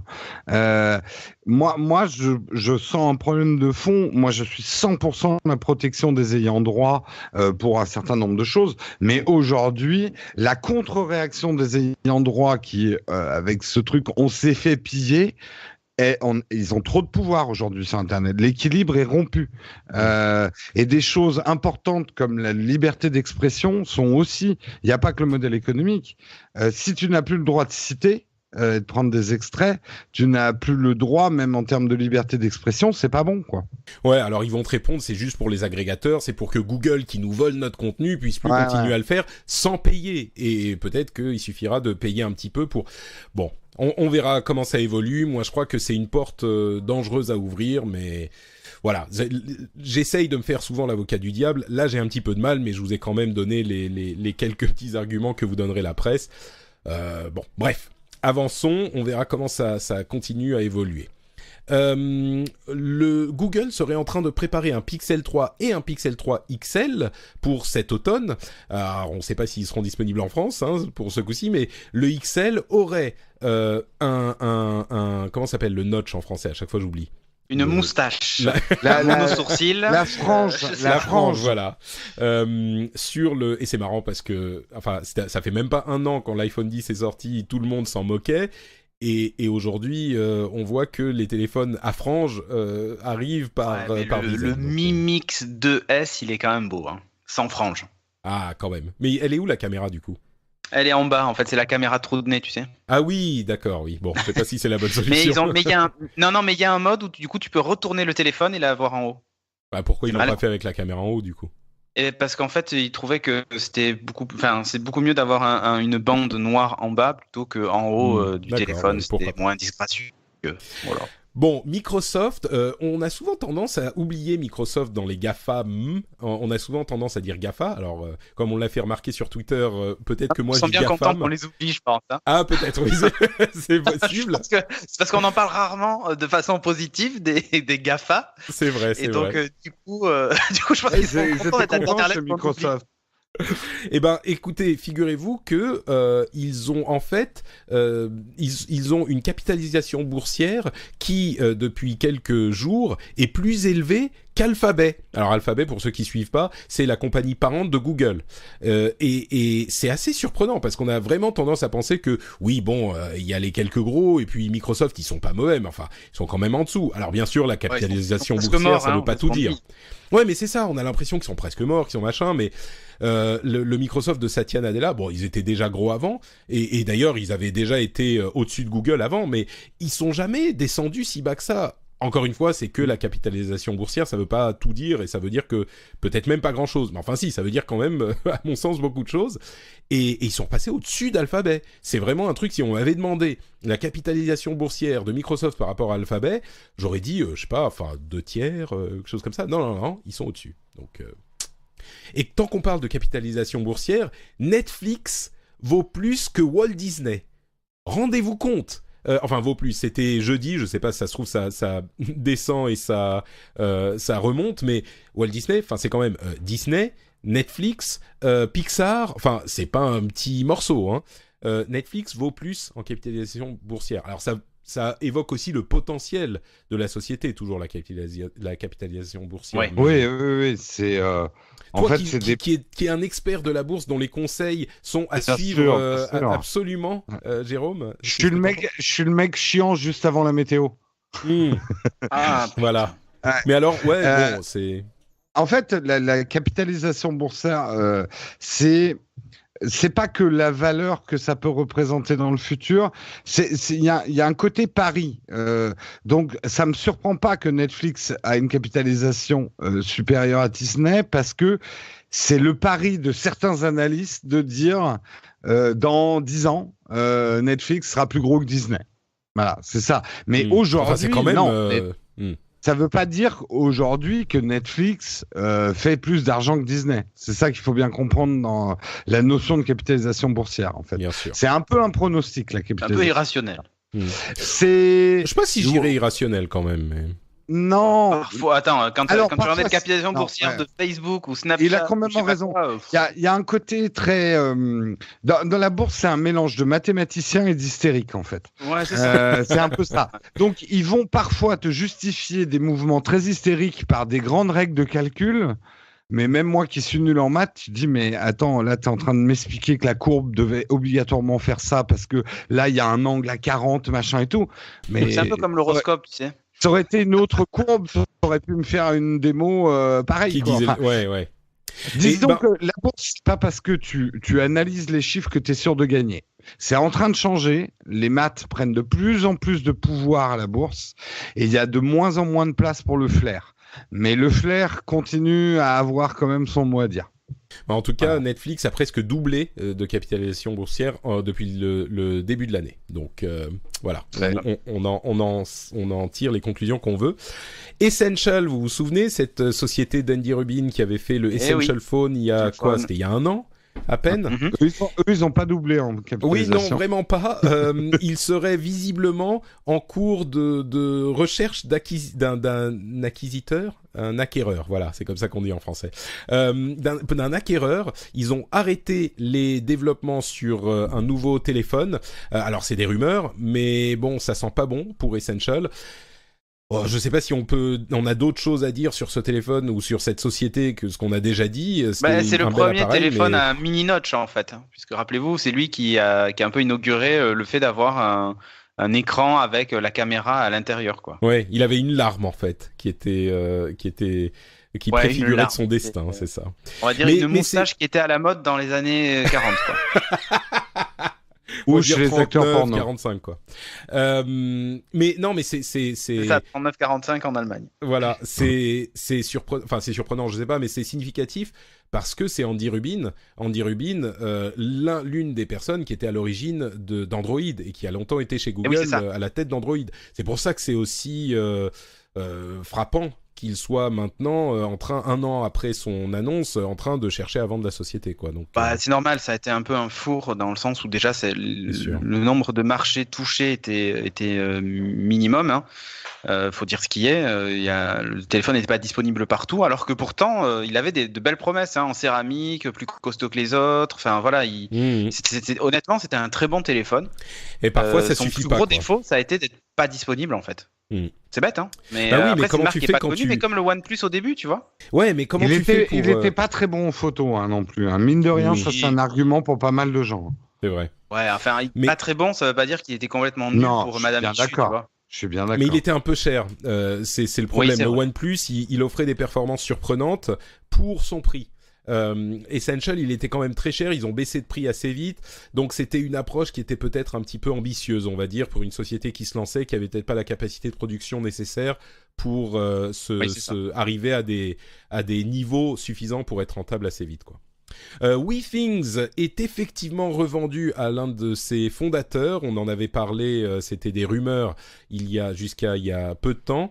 Donc WeThings redevient parisien et redevient une start-up. Donc Cédric, j'imagine que t'es content, t'étais un grand fan de WeThings avant que Nokia le rachète. Ouais, tout à fait. Tout à fait. Bon, après, quand ils ont été rachetés, c'était, le gros souci qu'ils ont rencontré, surtout le logiciel qui était devenu assez nul, qui fonctionnait plus avec pas mal de choses et tout ça. Donc, honnêtement, il y avait des choses qui avaient disparu. Par exemple, sur le tracking des balances ou des infos qui remontaient pas. Ça synchronisait plus avec Apple Santé. Enfin, bref. Vraiment une catastrophe. Donc là, c'est une bonne nouvelle. C'est plutôt une bonne nouvelle. Ce que je me dis surtout, c'est que depuis le rachat par Nokia, il y avait quasiment eu, à part ils avaient changé le nom sur les produits, mais il y avait quasiment eu aucun nouveau produit. Je crois qu'il y avait peut-être eu le thermomètre et encore. Il y a un truc pour le sommeil aussi, pour traquer le sommeil, mais c'est tout. C'est-à-dire que même les montres, les styles HR, machin et tout ça, elles n'ont pas évolué. Donc en termes de wearable et tout ça, la société a stagné pendant tous les mois où elle a été rachetée par Nokia. Et c'est quand même incroyable. Et donc plutôt que de laisser crever le truc, ils se sont mis sur les rangs pour la racheter et essayer d'en faire quelque chose. Et mais honnêtement, du coup, ce sera une société, je pense, à surveiller. Ou justement, est-ce que c'est trop tard avec le retard Non, c'est pas trop tard. C'est pas du tout trop tard. Regarde Et avec le grand, il commence à y avoir un vrai écosystème de l'objet connecté en France. Et en fait, ils se sont rendus compte d'une chose et ils ont raison, c'est que tous les marchés pour les objets connectés et la domotique sont différents. Il y a des acteurs américains qui fonctionnent qu'aux États-Unis, il y a des acteurs français qui fonctionnent qu'en France ou en Europe en tout cas, et ainsi de suite. Et du coup, ils se sont rendus compte de ça. Et plutôt que de se dire, on va s'associer à des grands et finalement on voit que ça marche pas, eh bien, on va plutôt concentrer les marchés et même si tous les objets sont pas compatibles entre l'Europe et les États-Unis et ainsi de suite, ce qui compte, c'est que toi, sur ton marché local, tu aies des objets compatibles. Et c'est pour ça qu'on voit maintenant des Leroy Merlin sortir des box domotiques compatibles Netatmo, mais aussi WeSings et plein d'autres trucs. C'est parce que justement, ils se sont rendus compte que finalement, il fallait pas aller chercher, il fallait peut-être pas essayer d'aller chercher un marché mondial, mais plutôt de créer un écosystème local en fait. Et c'est rigolo parce que c'est un marché qui est vraiment très différent du reste. Jérôme, tu voulais ajouter quelque chose ? Oui, non, c'est juste que l'opération est en plus financièrement assez belle. Ils ont revendu à 420 millions et ils ont racheté à 30 millions. C'est pas mal. C'est pas mal. Ça fait une petite trésor pour lancer des produits, quoi. Ah bah oui. Et alors, en plus, honnêtement, ils ont rien gagné pendant ce temps avec. Non. Mais je comprends pas. Moi, je suis comme toi, Cédric. Je comprends pas ce que Nokia a branlé avec cette histoire, quoi. Là, ils se sont vraiment pris les pieds dans le tapis, quoi. Il avait peut-être d'autres préoccupations, j'imagine, chez Nokia. Bah oui, mais à ce moment-là, tu rachètes pas. Ah bah oui, c'est voilà. sûr. Non, mais après, la stratégie aurait pu être maligne, hein, puisqu'en les Nokia sous Android qui sortent et tout ça, tu te dis. Et puis, Nokia est une belle marque, quoi. Tu pouvais en faire quelque chose, mais bon, rien n'a été fait. Quelques petites news un petit peu plus chiantes, mais qu'on va évoquer rapidement quand même. D'une part, le président américain Donald Trump... j'ai cru qu'on allait reparler à WWDC dans les news chiantes, excuse. Le président... Trump a un dark mode, c'est ça? Lui, il n'a pas de light mode. Non, on cherche le light mode. Le light mode, on cherche. En fait, un juge a décidé qu'il n'avait pas le droit de bloquer des followers sur Twitter parce que c'est un forum public Twitter et que donc tout le monde a le droit de lire ce qu'écrit le président. C'est évidemment un droit qui existe depuis longtemps et donc un juge, alors peut-être que ça va être contrecarré comme décision, mais a décidé que le président Trump n'avait pas le droit de bloquer qui que ce soit. C'est intéressant, on en avait parlé à l'époque, mais là il y a une première décision de justice. Ça me paraît cohérent, même si n'importe qui peut quand même aller voir le flux du président sans être connecté. Mais bon, si t'es connecté et que tu vois dans ton flux et que tu suis le président, tu veux savoir ce qu'il dit. Facebook est au milieu d'un nouveau... alors une sorte de scandale en fait, il y a quelques années, ils utilisaient une fonctionnalité pour partager les informations avec les constructeurs, comme Apple, Amazon, Samsung, etc. Et ça donnait à ces constructeurs avec qui ils avaient des contrats bien définis, les informations sur l'utilisateur qui se connectaient à leur device, mais aussi sur leurs amis. Donc ça fait que l'histoire de Cambridge Analytica, il y en a un petit peu beaucoup, mais peut-être pas avec des sociétés aussi peu scrupuleuses que Cambridge Analytica, même si on a peut-être raison de ne pas faire confiance à ces grandes sociétés. Alors Facebook dit oui, c'est une vieille manière de faire les choses. Aujourd'hui, on ne l'utilise plus, et c'est plus du tout. On avait des contrats très stricts et c'est plus du tout en utilisation. Et c'est vrai que c'est une vieille manière de faire les choses. Je pense qu'on n'est pas non plus au niveau de scandale de Cambridge Analytica. C'est juste qu'on s'est rendu compte que cette manière de faire des choses n'était pas la bonne et ils ne l'utilisent plus désormais. Moi, j'ai pas l'impression que ça soit plus problématique que ce qu'on a vu avant. Enfin, c'est un petit peu le même principe, mais là encore... c'est la suite. C'est l'épilogue. C'est ça. Vous vous souvenez de SAIP ? Vous savez ce que c'est, SAIP ? Le système d'alerte. C'était l'appli d'alerte. Oui. Voilà. Système d'alerte. Je vais oublier le i. Des populations, mais système d'alerte et d'information des populations, un truc du genre. Hyper important avec une faute d'orthographe. C'est ça. Exactement. Système d'alerte important des populations. Alors, c'était une application qui était développée par le ministère de l'Intérieur pour diffuser des alertes aux population, tout simplement, qu'il y avait une alerte importante. Eh bien, figurez-vous que l'application n'a pas été très installée et très utilisée, visiblement, puisqu'ils la retirent et ils vont utiliser à la place un compte Twitter pour informer les gens. Et les réactions... Patrick, tu dis les gens l'ont pas beaucoup utilisée, c'est surtout qu'elle marchait pas. Oui, disons que ça, on est prévenu d'un attentat 24 heures après, c'était pas très utile. C'est vrai. Ouais. Et du coup, ils vont utiliser une application Twitter, ce qui est intéressant à plusieurs niveaux, à mon sens. C'est intéressant parce que c'est intéressant de voir qui auront l'info. Bon, d'une part, je suis pas tout à fait sûr, mais le ministère de l'Intérieur, du coup, même une société, même une entité comme le ministère de l'Intérieur n'a pas, en quelque sorte, réussi à faire décoller son app, même s'il faut avouer que c'était quand même une app tellement spécifique que pour aller l'installer, il fallait vraiment le vouloir, et préfère utiliser l'infrastructure d'un tiers, avec Twitter justement. D'un côté, moi je pense que c'est pas forcément vrai qu'il y a, entre guillemets, que les gens qui sont sur Twitter qui vont avoir l'info, c'est plutôt que quand tu es dans un groupe ou quelque part, et que tu as besoin d'avoir l'information, à moins que tu sois tout seul chez toi, c'est possible que ça ne t'atteigne pas, mais il y aura bien quelqu'un qui va regarder Twitter et qui va avoir l'info. Ça se diffuse très vite sur Twitter, ce genre de choses. Donc, je pense que les gens seront quand même dans l'ensemble informés. La question qui se pose, c'est si Twitter est down, c'est un problème. Et puis surtout, il y a des gens qui disent, on peut utiliser un système de SMS géolocalisé. Pourquoi est-ce que c'est pas ce système qui est privilégié ? Il y a peut-être des problèmes techniques. C'est possible, peut-être qu'il faut prendre les 4 opérateurs et s'assurer que l'info soit diffusée sur les 4. Je sais pas s'il y a un problème technique ou pas, mais c'est vrai qu'on peut se poser la question. En tout cas, absent d'un système de SMS, ils ont préféré un réseau social à leur propre application, et ça, à mon sens, c'est assez significatif. Ouais. C'est ministère de l'Intérieur, alerte, c'est Bovo_alerte. Voilà. Résultat des courses, quand même, SAIP qui a coûté une blinde avec nos impôts n'a servi absolument à rien. C'est vrai, mais en même temps, tu sais, quand le développement a été lancé il y a quelques années, on pouvait se dire, il faut qu'ils aient leurs propres apps. C'est maintenant le nouvel c'est comme avoir son site web. Enfin, on pensait que ça allait. Non, mais d'accord, ça je suis d'accord. Mais le truc, ça a été développé avec les pieds. Le truc marchait pas. L'État s'est fait couillonner, je pense, par une boîte de prestat, quoi. C'est tout.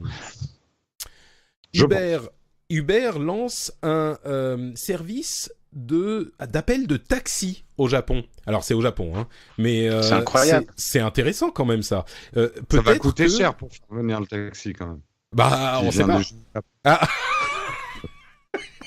Pardon, j'ai plus l'habitude. Je suis très con. Oui, non, mais depuis le Japon, c'est long. Ouais. C'est vrai. Mais bon, voilà, peut-être que Uber pourrait travailler avec les taxis à un moment. Intéressant. Bon, mais en Grèce, parce qu'en Grèce, c'est déjà le cas. J'y étais là, il y a pas plus de 3-4 semaines, et à Athènes, les Uber, c'est très marrant parce que c'est très à la grecque. En fait, Uber n'a plus le droit d'exister, donc mais en fait, quand tu prends Uber, c'est un taxi. Mais c'est-à-dire que tu as l'application Uber ? Ils utilisent l'appli Uber. Ça, c'est très grec.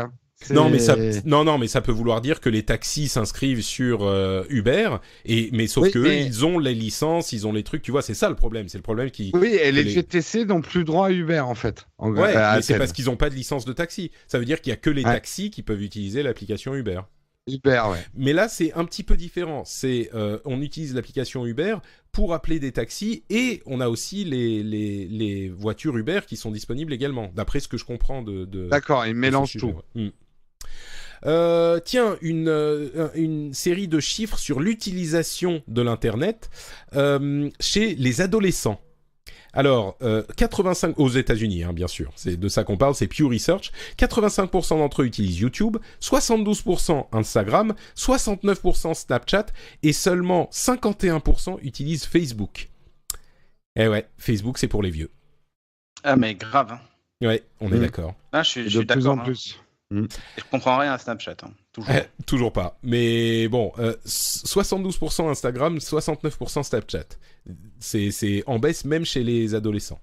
Étonnant. Instagram est en train de devenir un réseau social majeur, je trouve, en ce moment. Ah bah Ouais, écoute, c'est assez incroyable l'engouement. C'est assez ah oui, incroyable. Instagram, pardon, je croyais que tu disais Snapchat, Oui, j'allais dire le contraire. et je Mais oui, trouve Instagram, pas c'est fou. ça spécialement justifié parce que je trouve que c'est. Ah, Non, moi mais j'aime bien. ils ont juste Ouais, intégré mais toutes les enfin. fonctionnalités de Snapchat. Ils ont, enfin, Hmm. c'est, Non, c'est un peu plus compliqué que ça. Moi, je défends Instagram pour le ah mais coup. c'était pas une critique. Ils ont détecté ce qu'il y avait de très performant dans Snapchat et ils l'ont adapté parce qu'il faut pas oublier que Snapchat n'avait pas mis les stories vraiment en prime quoi Je suis d'accord. sur Snapchat. Donc Bon, tu dis ce que je dis, mais avec un petit peu plus tu disons prends que plus je de gants, défends. on va dire. Bien sûr, c'est un pompage éhonté d'une technologie, mais et je trouve qu'ils en ont fait quelque chose de mieux que ce qu'il y a sur Hmm. ce que on trouve sur Snapchat. Ouais, je suis d'accord. Ouais. Et effectivement, moi je vois, c'est anecdotique, mais je vois de plus en plus de gens qui utilisent Insta. D'ailleurs, c'est devenu Insta, qui utilisent Insta chez les gens entre guillemets normaux. Oui, Donc, Insta.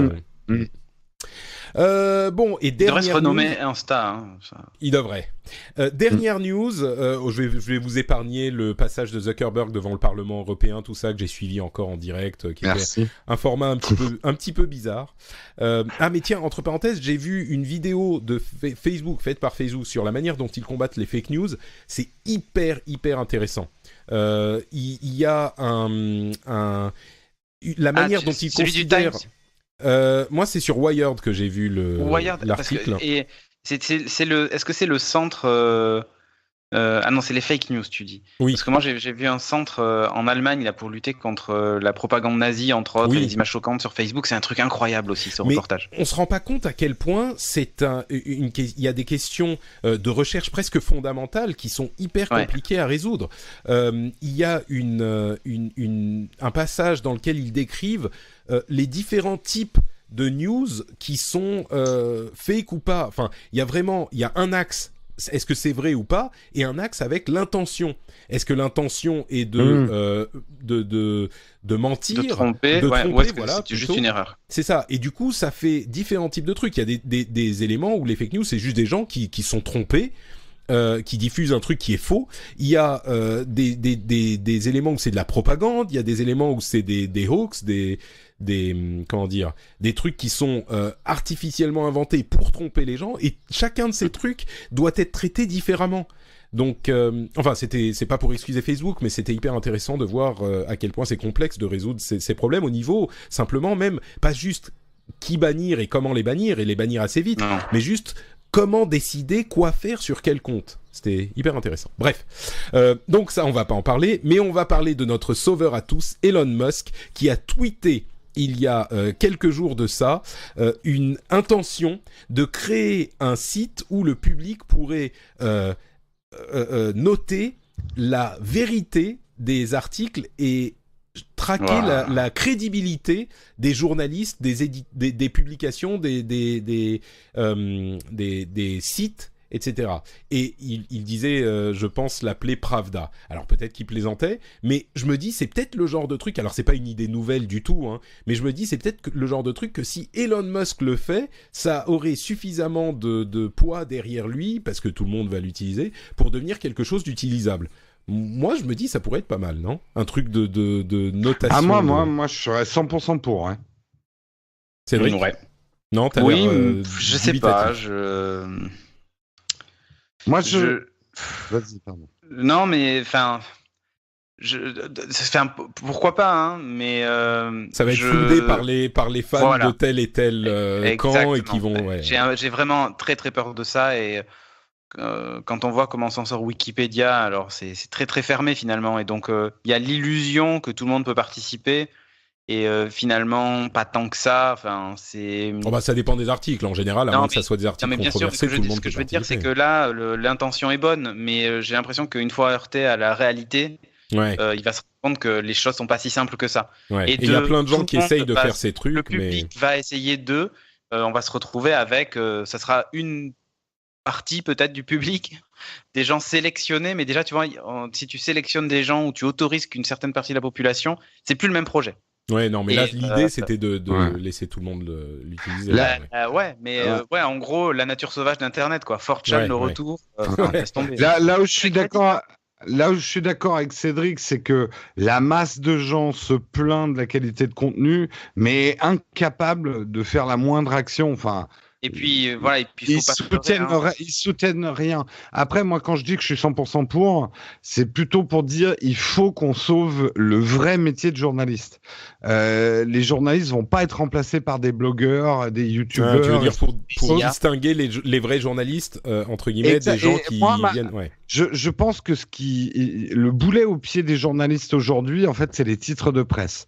Je pense que les titres de presse doivent disparaître, mais les journalistes, ça doit devenir presque un métier de freelance et que on supportera des noms du journalisme pour qu'ils fassent leurs enquêtes. Et ça va devenir une personnalisation du journaliste.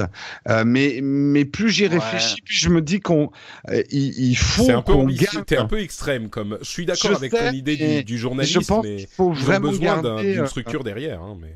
Ouais, parce que Je crois que- beaucoup pourront pas se lancer et tu vas peut-être passer à côté de plein de choses. Donc, Je crois qu'il y a effectivement, avec l'intention, pour revenir à ça, l'intention de notre bon Elon, c'est effectivement le genre de truc auquel tu penses que tu tweets et tu dis ouais, bah ça pourra fonctionner, et puis tu te rends compte quand tu essayes de t'y atteler vraiment qu'il y a 1000 problèmes derrière et qu'en fait, bien il y a sûr. déjà des gens qui essayent de le faire et ça marche pas forcément. C'est pas aussi facile que ça, quoi. Bah, Bref, il lancera un lance-flamme et c'est bon, ça finit. voilà, exactement. Comme des bonbons. Voilà. Bon, bah écoutez, on arrive à la fin de cet épisode. Je vous remercie d'avoir passé tant de temps à parler de tous ces sujets passionnants. Il n'y en a pas un seul qui n'était pas passionnant, évidemment. Et si les auditeurs en veulent encore plus de votre part, où est-ce qu'ils peuvent aller? Commençons par Jérôme. Eh bien, moi, vous pouvez me retrouver sur la chaîne Nowtech et la chaîne Nowtech Live pour un live sur l'actu tech tous les matins sur Nowtech Live et puis pour les autres émissions sur la chaîne Nowtech. Sur YouTube, parce qu'on pourrait Sur dire, YouTube. T'es peut-être sur Vimeo ou sur Dailymotion, on sait pas. On est aussi sur Dailymotion. Ouais. Ah oui, d'accord. Pas la chaîne live, mais nos émissions sont aussi disponibles sur Dailymotion. Ouais. Très bien, c'est français, bravo. Mm. Cédric, toi tu es sur, comment ça s'appelle le Twitch français? StudioRenegade.fr et sur Twitch, effectivement, twitch.tv/Studio Renegade. Voilà, où on anime plein de choses, il y a plein d'émissions sur diverses thématiques. Voilà, donc il suffit d'aller voir un peu le site web. Il y a un agenda qui est très bien fait et qui vous permet de voir un peu ce qui se passe.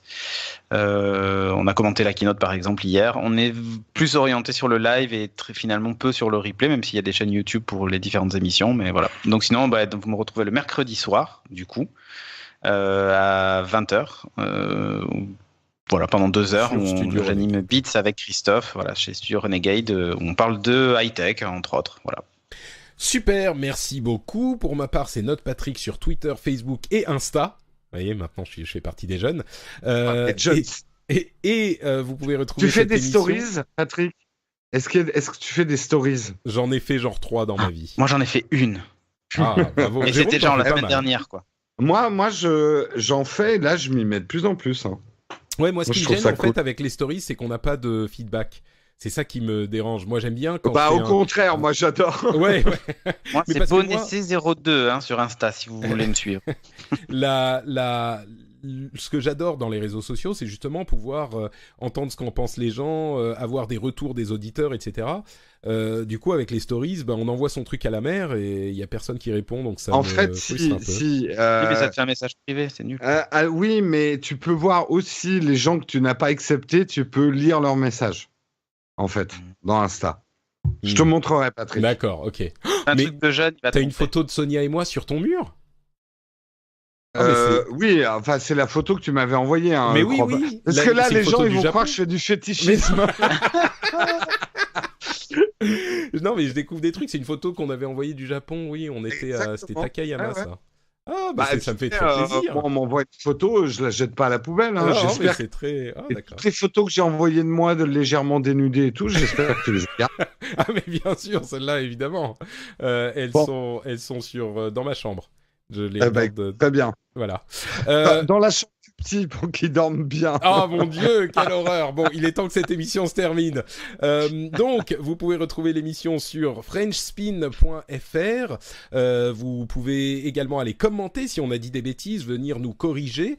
Et vous pouvez aussi nous soutenir sur Patreon, patreon.com/rdvtech. Comme je le disais tout à l'heure, c'est le début du mois, c'est le moment de prendre des bonnes résolutions. Si vous vous êtes dit peut-être un jour je le ferai, ça serait sympa, c'est vrai que l'émission je l'aime bien, elle est marrante, elle me fait passer du bon temps, elle m'informe, allez je vais lui filer le prix d'un café pour un épisode, et vous pouvez aller sur patreon.com/rdvtech et en 2 minutes vous accomplissez cette bonne action. Moi je le fais.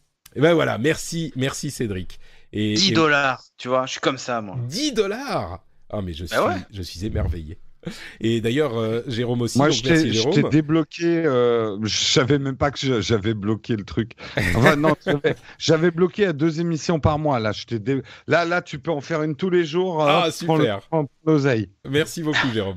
Et moi, je suis en plus sub de Studio Renegade. Enfin non, je suis tipeur et de Nowtech. Donc voilà, c'est une sorte de cercle vertueux. Magnifique. Non, entre vous, c'est plutôt vicieux, j'ai l'impression. Avec les photos de nu et tout ça. Les photos, tout ça, oui.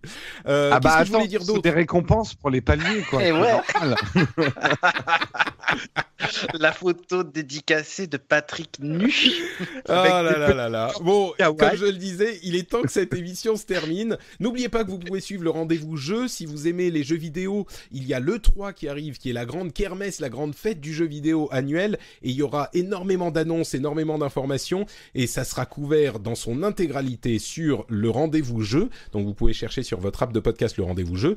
Et nous, on se retrouve dans une semaine pour un autre épisode du rendez-vous tech, évidemment. On vous fait de grosses bises et on vous dit à dans une semaine. Ciao. Ciao. Salut tout le monde.